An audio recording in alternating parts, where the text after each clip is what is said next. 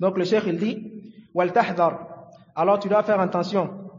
Ya man akramak Allah, toi qu'Allah subhanahu wa ta'ala a grandi et t'a donné tous ces bienfaits là. Fi sayaratik, fais attention à ta voiture. Bi jihazi tasjil, avec ton téléphone enregistreur là, fais attention. Ou midya'i an tashtaghilahu, ou les radios qui sont dans ton téléphone, fais attention à ne pas les utiliser fil batil, dans le faux.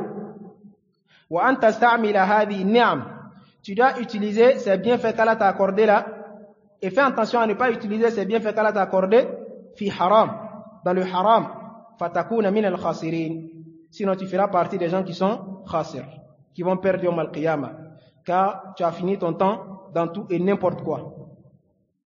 Nous demandons à Allah de nous en préserver. Et il y a en cela un conseil pour certaines personnes, khasatan ceux qui se disent aujourd'hui influenceurs sur les réseaux sociaux. Ils créent une page, ils partagent du n'importe quoi là-bas. Et les gens s'abonnent, les gens aiment, et puis lui il gagne de l'argent. Il y a en cela un conseil pour ceux qui se disent musulmans, mais qui font ce genre de travail-là. Qu'ils sachent que le messager d'Allah sallallahu alayhi wa sallam a dit Man da'a ila al-huda, celui qui appelle les gens vers une guidée, kana lahu min al-ajri, il aura la récompense de son appel là, mithla ujuri man tabi'ahu, et tous les gens qui l'ont suivi dans cela auront aussi la récompense de cela, la yanqusu dhalika min ujurihim shay'a, et personne ne va perdre un gré de sa récompense.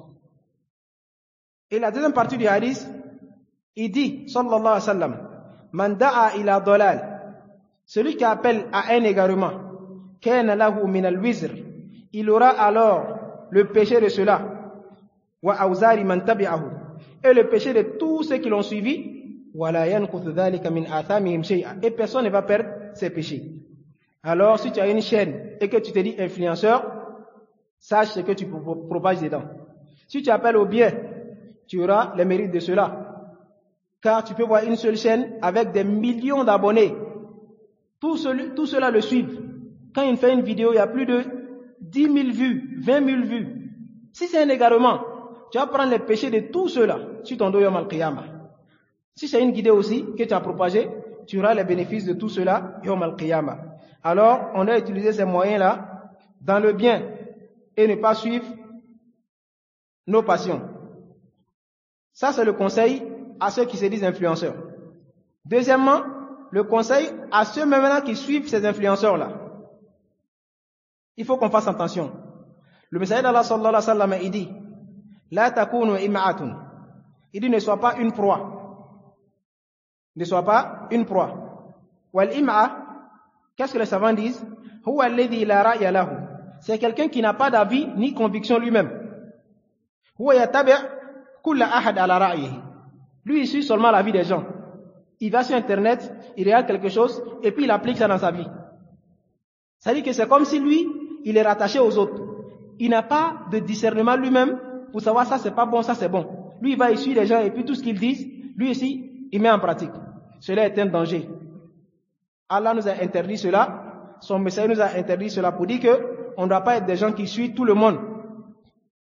Alors, si tu as Facebook, tu as WhatsApp, ou bien tu as Telegram, fais attention dans les chaînes que tu vas, ou bien dans les groupes que tu t'en vas.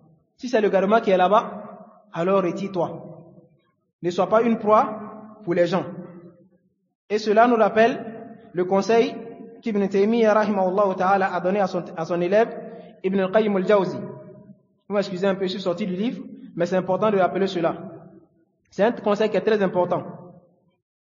Wa kana yuridu alayhi ishkalat.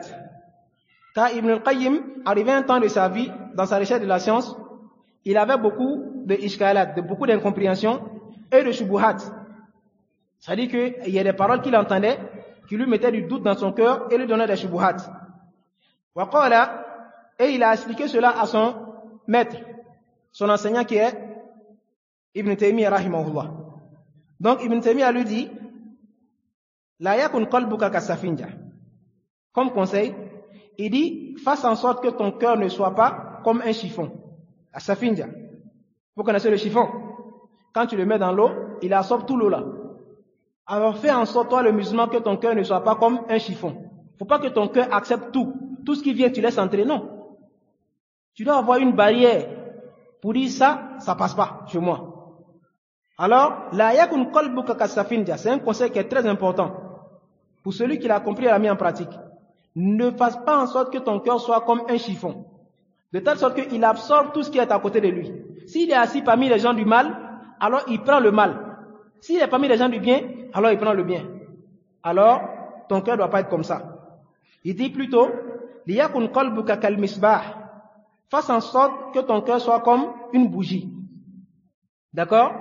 La bougie s'allume et il rend bénéfique aux gens et il interdit aussi les insectes de venir se mettre dedans et puis les brûler. Fasse que ton cœur soit comme ça, comme une bougie qui repousse le mal. Chaque fois que tu entends quelque chose qui n'est pas bon, mets une barrière et repousse-le. Chaque fois que tu entends quelque chose qui est bon, alors accepte-le. Et quand il a dit cela, Ibn al-Qayyim dit, après avoir mis en pratique ce conseil et a vu les valeurs de ce conseil-là, il dit, Fama ahsibu. Il dit, je ne pense pas, anni qad istafahtu bi nasihatin, que j'ai plus profité d'un conseil, mithla ma istafahtu bi hadhihi nasiha. Plus que ce conseil-là, il n'y en a pas. Il n'y a pas un conseil qui m'a été le plus bénéfique que ce conseil de mon cher Ibn Taymiyyah rahimahullah. Alors c'est un conseil pour moi et aussi à mes frères. Faisons attention. Aujourd'hui, si tu peux t'en passer des réseaux sociaux, fais-le. C'est un bien pour toi. Tous les savants le disent. Mais si tu ne peux pas t'en passer que tu es là-bas, alors fais attention à qui tu suis. Et fais attention aux choses que tu vois là-bas. Il ne faut pas aller voir quelque chose net et puis tu vas prendre comme une réalité. Cela est très dangereux et c'est ce qui pousse beaucoup de personnes vers l'égarement. Nous demandons à Allah subhanahu wa ta'ala de nous en préserver.